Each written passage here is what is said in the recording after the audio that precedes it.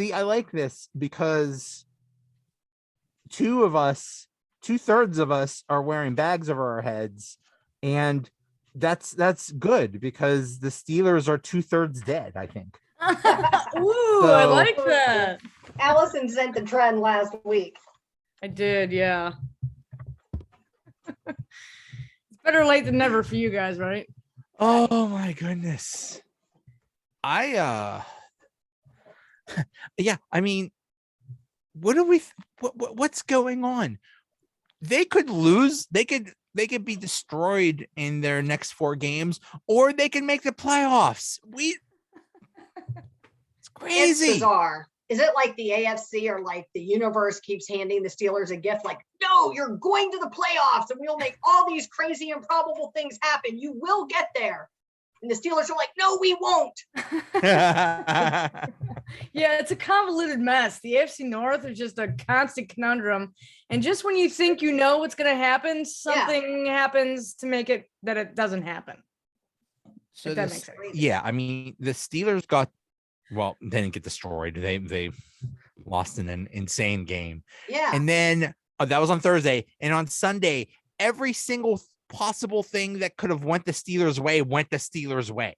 Which never happens. Well, yeah, it never happened. So yeah, the Steelers are very much in this. But do you think the path to the playoffs is going to be better through the division, winning the division, or through a wild card?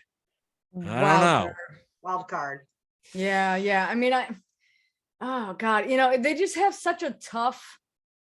I mean, they're tough. They have the toughest schedule remaining in the NFL, and it's just you look at Tennessee, Kansas City, Cleveland, Baltimore. There's no opponent in there where you're like, yes, they can win that one. But with the ones where we thought they'd win, they didn't. So, sometimes this is the Steeler way, that we win the games we shouldn't and lose the games we shouldn't, and right. And somehow manage to find success. I think it's really tough, though. I mean, this is a hard uphill, rough battle. I mean, you can't lose anymore. And we barely won when we won, and barely hung in there. And right, yeah. I think fighting from behind. I think the key there is we can't lose anymore, but yet the Steelers haven't won a game. Right. In their last 5 games. I mean, right. I think they gotta go 3-1 in their last 4 to have a chance. Yeah. They need to get to 9 wins, and that is going to be iffy. Honestly, I think that the Titans game this Sunday is gonna be a win. Yeah. I think the Titans are I think they're overrated. Yeah. I mean, they beat Jacksonville, well. They beat Jacksonville, but Jacksonville is horrible. They're terrible. They like barely put together any drives offensively. Right. So, I mean, it was the defense, if any, obviously, with the shutout, you know what I mean, that won them the game. But, you take a look at their running backs, and they've got a couple of a couple of guys who I've never heard of or whatever, but they ran for 100+ yards against the Patriots, who apparently are supposed to have a good defense. So that was kind of interesting, kind of looking at that. But other than that, they really haven't done much on the ground, since Derrick Henry left. And I think that the Steelers, if they win, it's going to be because the Titans are without Derrick Henry. Right. If he had Derrick Henry, they got to shut down that quarterback run, though. We can't let him run all over us, and we've struggled with stopping the run, these last couple of games, at least early on. And I'm always afraid we keep letting teams get out ahead of us, and then it's too hard to come from a deficit to win something. I think if we win this game, it's going to be really close, something crazy like 21-20 or something. You know what I mean? Yeah, we got to stay ahead. Well, they're winning nothing if they keep if they keep allowing a run defense. If they have a run defense like they've had against Minnesota and Cincinnati, they're winning nothing. You cannot do that. You cannot, like any running back can have 100 or 200 yards on the Steelers if they don't get that together. So Yeah, it was embarrassing. It was embarrassing Thursday night Humiliating. Yeah. to see a guy who wasn't even supposed to be playing, who has like one shoulder, Right. and just run. I mean, not that you need a shoulder to run. Obviously, he showed that, but it's like he's got a similar injury to what Juju Smith-Schuster had. Obviously, the degree is different. I mean, there's no doubt Obviously about the degree that, is different. I read a really interesting article about like how badly he wanted to come back and play, and he just decided he was going to come back, and I was shocked. I mean, right. Yeah. Shocked. And then I expected, well, he'll come back and play, but he'll get tackled. It'll hurt, you know what I mean? And it'll slow him down because he'll be uncomfortable. No, he didn't get tackled, and it didn't hurt. Steelers don't tackle. Yeah, we Steelers don't and tackle in the same sentence? No, that's crazy. unheard of.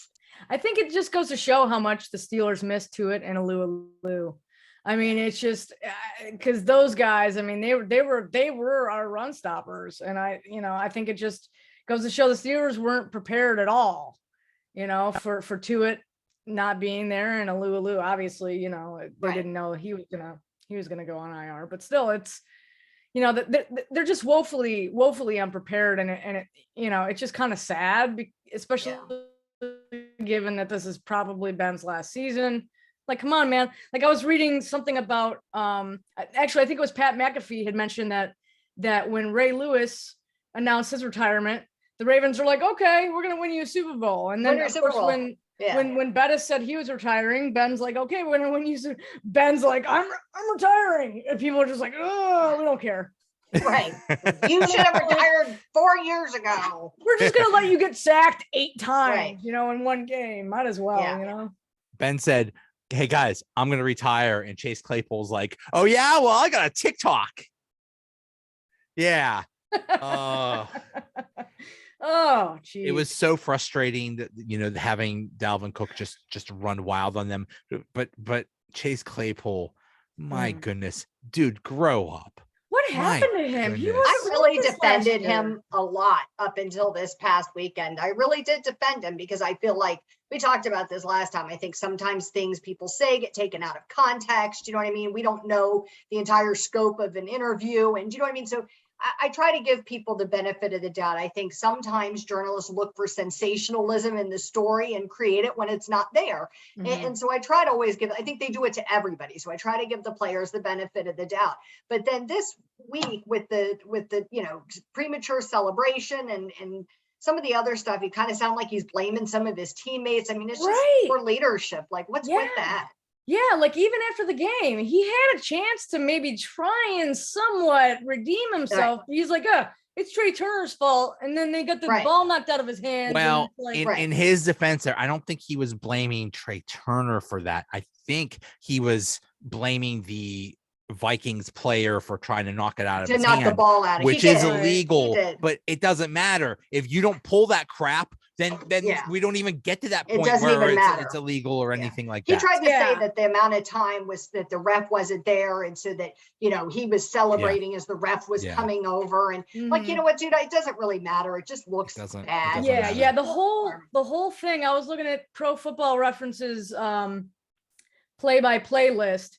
And they have it as, I didn't rewatch it, but they have it as the whole fiasco, including the whole celebration and the ball and everything, and the time it got to to be put into play, 17 seconds. So that's a couple of plays. Yeah. And they had a first down. So it's, they definitely unbelievable. Without that would have had a chance, to at least tie the, and those stupid mistakes have cost us all seasons. You know what I mean? Whether it's a false start or it's, something silly like that works to end a drive for us, or something like this that takes time off the clock. And we've had a lot of those kind of undisciplined, stupid mistakes, that you expect from a young team, but you would hope to see improving as the year's going on. And they're not. They're kind of getting worse. Right. Yeah. I mean, Claypool's kind of been a jerk, like an immature 12-year-old all season. And the fact just that yesterday the fact that Tomlin said yesterday he needs growth and development, it's like, right. Yeah. Sooner rather than later. When did you start that? Because he's not growed or developed at all. Well, then you have a kid like Najee Harris who's working his butt off, and he talks to the reporters, and he isn't out there saying, well, implying somebody else is to blame. Do you know what I mean? When clearly somebody else is to blame O-line. Right. You know what I mean? He's not doing that. He's saying, well, our team and we, and and so here at like what 22 or 23 or something. I mean, this kid's already showing like these amazing leadership skills. Oh yeah, and Najee's amazing. And then you got Claypool. Like, what are you doing, dude? Yeah. I mean, it was really telling that Ben said he went to Friermuth because Friermuth was, so mad at himself for missing that last play. Ben said he talked to the offensive line, hey, he could get better. And they said, well, did you talk to Chase did you talk to Claypool? And he's like, no, that's up to Tomlin. Ben has tried to talk to that guy a million times. Yeah. And I'm sure many other people have. And it just goes in one ear and out the other. And Ben just throws up his hands. It's like, I'm done with this dude. It's and maybe I missed it last year, but I thought he was kind of modest, and I thought he was, showing a lot of maturity. And I really thought we saw all these other things from him. And then I don't know, with Juju's absence, I don't know if it's not having Juju there or what's going on with him, but up until much worse this year. The comments about the Browns and the salty or whatever in the playoffs. I even when he did that, I was like, wow. And this was last year. I was like, wow, that's surprising. Didn't seem like something Chase would do, you know what I mean? But even when he did that, I kind of blew it off as like a one-off or like frustration, you know what I mean? Frustration at the situation. We all make mistakes, but then when it kind of seemed to spill over into this year, you're wondering how you missed it all the last season. The most frustrating thing about Chase Claypool, not just the immaturity. I mean, he leads the league in penalties. Yeah. And they're really dumb things. They're really Big dumb. ones. Some defensive back, touches him a little bit, and then he wants to get into a fight with them, and he's the one that gets a penalty. Like, come on, dude. But I think the most disappointing thing is here you have a big, fast, physical guy. He is not physical at all. He sucks at blocking. He completely whiffs on blocks. And anytime there's a 50-50 ball, he like falls diagonally or some crap like that. Some theatrics. Yeah, he tries. Was it 2 weeks ago when he got in the fight? When he shoved somebody? Was that 2 games ago? When he shoved somebody? Yeah. Yeah. Against the Bengals. Yeah. Bengals, right? Yeah. Yep. Stupid. Yeah. It's just and the Vikings thing. I didn't even see it at first when it happened. I was like, why are they calling Chase Claypool? Right. Like, why are they calling a penalty on that? And then they showed him doing the finger in the guy's face. I was like, really? Like, come on, man. Like, I understand he's a young kid, but it almost seems like there's different expectations. And I know it happens with every team, but I just feel like there's different expectations when you're in the NFL to rise above, childish behavior. Hey, I get it. You're a professional. It all, we all get caught up in the moment, and I can understand you get angry or something like that. If that happens once, understandable. It's happened all year. It's just unacceptable. It's just pathetic. But you know what? They need him. They do. Because I was gonna say, but what can you do? Can't bench him. Right. You can't bench him. What can you do? You just hope. I mean, the entire country was crapping on the guy. He has to see that. I mean, I guess technically they could bench him. They could. Yeah, they could call up Anthony Miller. You know what I mean? He's already protected. If anything, threaten him by putting other players in his place, and and see. He was benched for like one play. Yeah. Early in the game when he did that stupid personal foul thing. Yeah. You just really hope that, I get it. Even if you have a spell, a few weeks, a month, all this whole season, where you have some issues, you would hope at some point, instead of digging in your heels and being stubborn about it and continuing on, you would say, you know what, enough is enough. You know what I mean? I'm not, even if I'm right, I'm not doing my team any favors. Do you know what I mean? I need to stop with this and knock it off. And so you just hope that would have happened by now. Yeah. And his performance, it would be almost different if he was the same player he was last year. Right. I would say if you're catching the damn ball. Sort of in terms of production and maybe getting a little diva. But I mean, it's like, dude, he's got what, 2 touchdowns?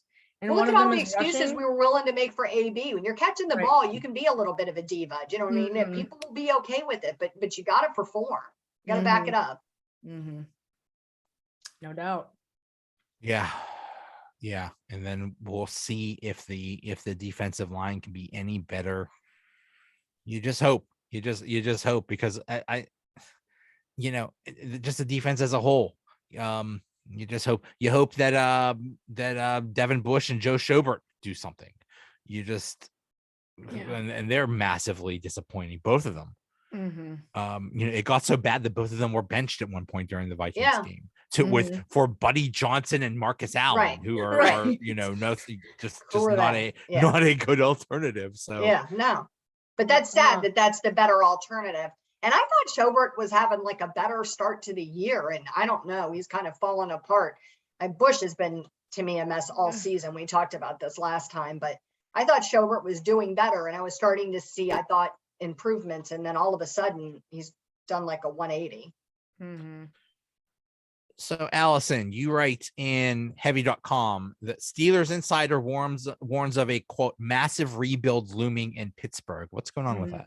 Yeah, well, Ed Bouchette wrote a really great article for The Athletic earlier this week, just talking about how, and it's not even just Ben. If he retires, obviously they have to look at a quarterback somewhere in some shape or form. But he even mentions, Dan Moore, he's not looking like the guy that they drafted him to be. Kendrick Green, I mean, oh my gosh, he's awful. You know what they should do with Kendrick Green? Move him to guard. Yeah, move him to guard. I agree. He ain't a center. And hopefully they'll do that. But even so, then they have to find themselves a center. And then they have to, address Dan Moore. Like, is he going to end up being a starter next year? So it's like they're quietly trying to start a rebuild, which started with the offensive line, but they're just not fitting. Like nothing is working there. It's not working. And they have 22 pending free agents for next year, including Ben Roethlisberger, obviously, but you just have to look at just kind of the state, from the linebackers to the safeties on down.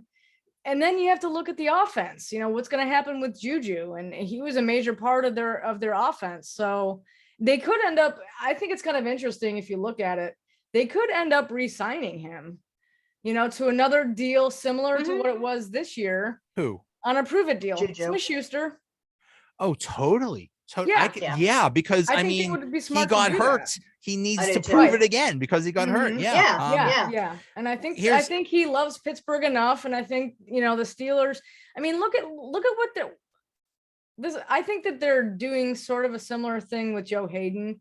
He's going to be a free agent. They're not going to re-sign him. I think part of the reason why he's not playing is because they're, letting him rest. You know what I mean? Letting him get over his foot injury or whatever the injury is for the next player. Because every week in his press conferences, Tomlin keeps saying he's expected to come back. They expect him to practice, and then it ends up like where he's not. So it's weird. It's kind of a curious situation. Yeah. So, just Ed Bouchette just goes into a lot of great detail just about how, they really have to start. They started quietly rebuilding, but it's just going to be massive, from here on out. And it's not going to happen overnight. It's going to take years. This year was the closest thing we got to how the Steelers rebuild. Mm-hmm. There was a lot of turnover this year. Mm-hmm.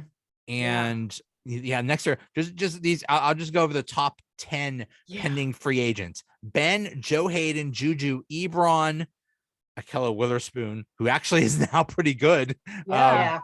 Trey Turner, okay, bye. Terrell Edmonds, okay, bye. Killebrew, James Washington, Josh Jobs, Ray. So and then that doesn't say what happens with Tuitt, which I'm sorry, but like he's hurt or unavailable all the time, and he makes a lot of money. There's going to be a big turnover, and what are they going to do with quarterback? Because apparently in the draft there's no like surefire good prospects. What do? Trade for one? If you trade for one, Sorry, I was distracted by your cat. Yeah.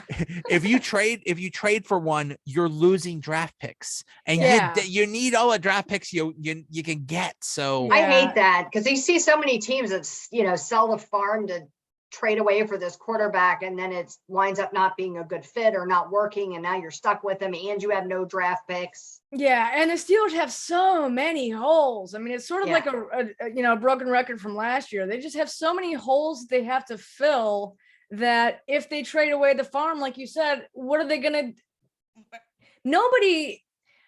Russell Wilson is not going to come to Pittsburgh with the offensive line, the state that it is right now. No. Aaron Rodgers is not going to. Nobody wants to be like, oh, let's go to Pittsburgh so I can get sacked 12 times a game.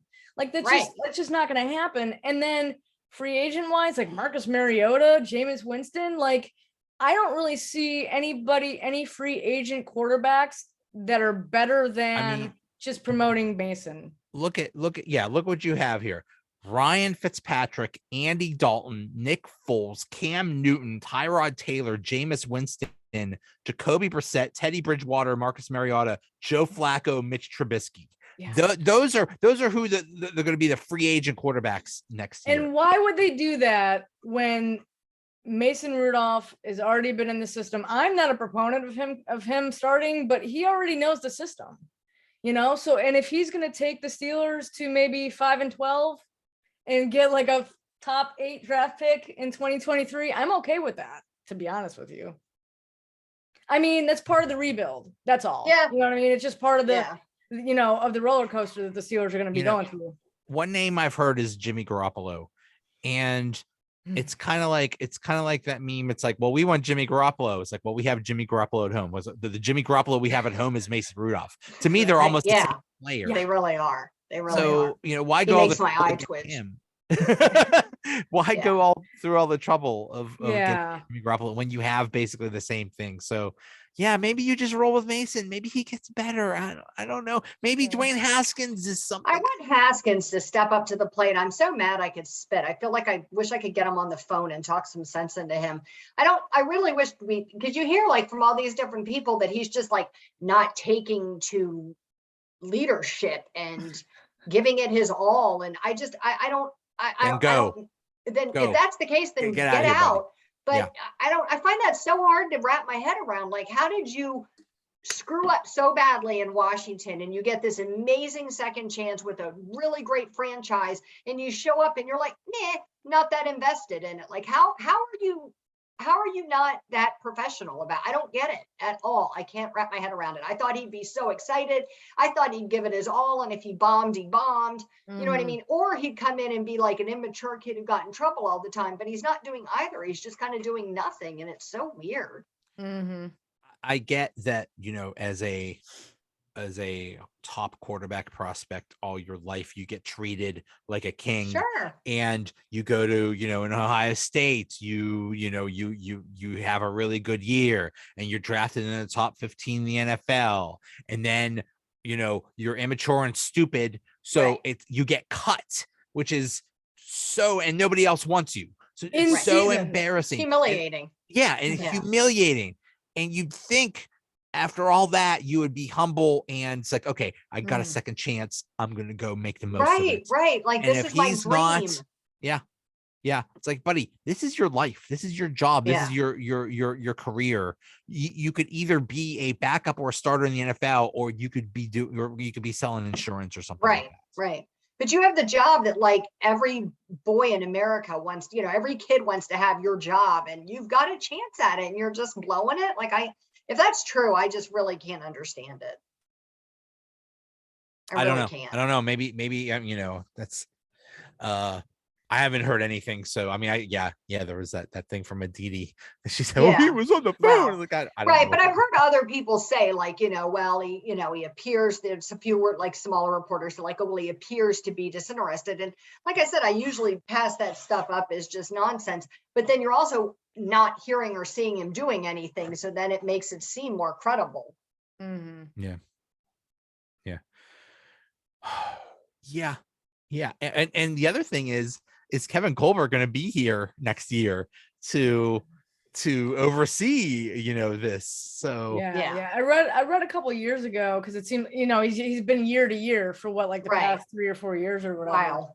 Maybe even longer. I read that he doesn't intend to leave Pittsburgh in shambles, which is nice. I appreciate that. Thanks. So that obviously means at least he's going to be here through the draft. You know what I mean? Or at least you would think that equates to he's not going to leave until the Steelers have somewhat of a quarterback solution.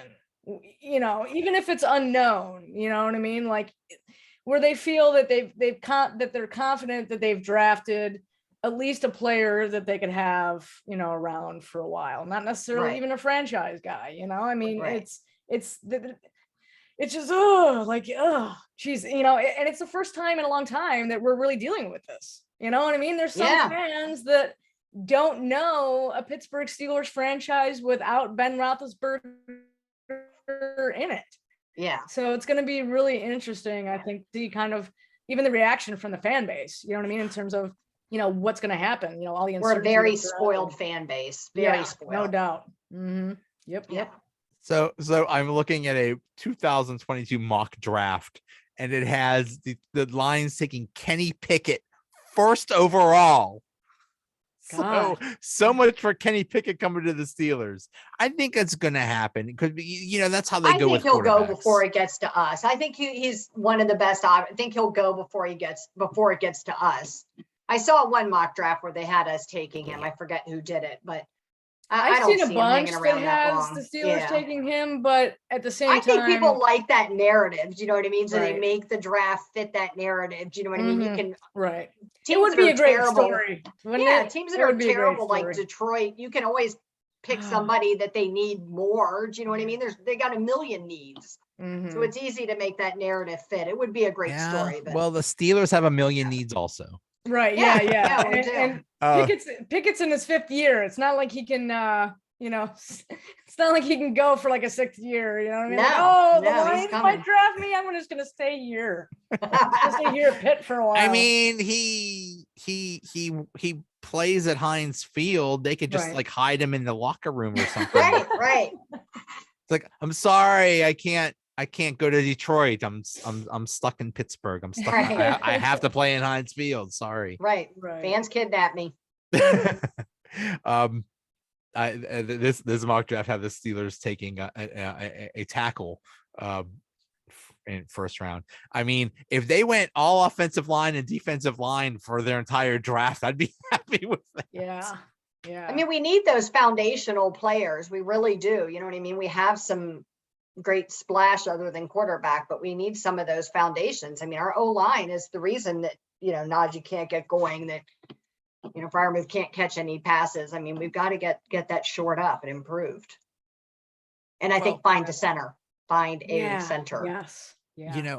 I whenever I hear people say fire Tomlin, fire Colbert, I basically say, shut up, you spoiled babies. Yeah. You're so spoiled. We're so spoiled as Steelers fans, but I think they do deserve criticism for how they've handled the offensive line and defensive line.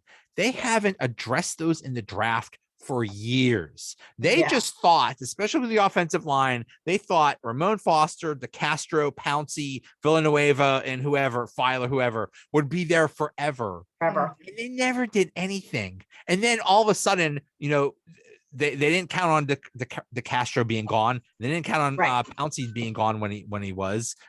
And so it's like, oh my God, what do we do now? And they panicked and look what we have now. Scramble. Yeah, and even with tryouts, they haven't tried out any. I mean, they're not even trying to help the offensive line. Right. I don't think there's been any offensive line tryouts at all this year. It's like, I haven't heard of any. First place you go.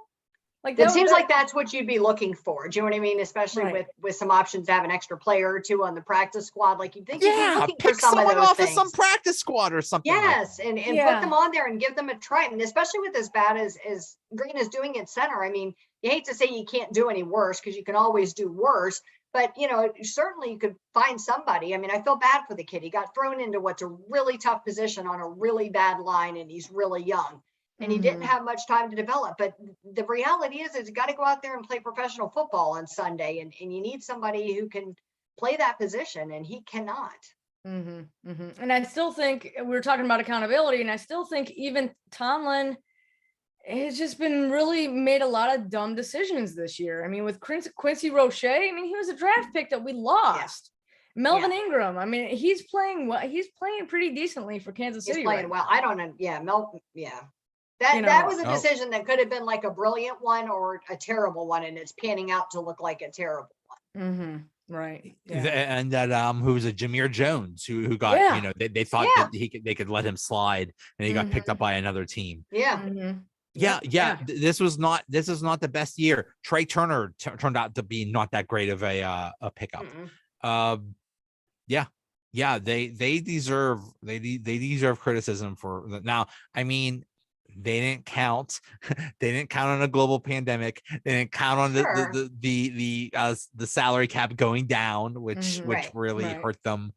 But still, you know, you have to make really smart decisions with what you have. And it's, I think it's unfortunate. Sometimes, despite all the best of intentions and the best information you have, the decisions you make wind up not being the right ones. You know what I mean? Hindsight is 2020. It's easy to look back and pick it apart and say, well, so-and-so is not that good, when at the time the information you had led you to believe something else. But I think that the positions that we even looked at prioritizing for filling were the wrong ones. And that's really where my criticism lies. You know what I mean? We had those foundational positions we needed to be looking at, and instead we were looking at other things. Yeah. So, okay. Are they making the playoffs or not? No. You don't think? I think they will. I don't know. I think we'll be one and done. Right. Yeah. I think if they do make the playoffs, it'll be. I mean, here's what I want.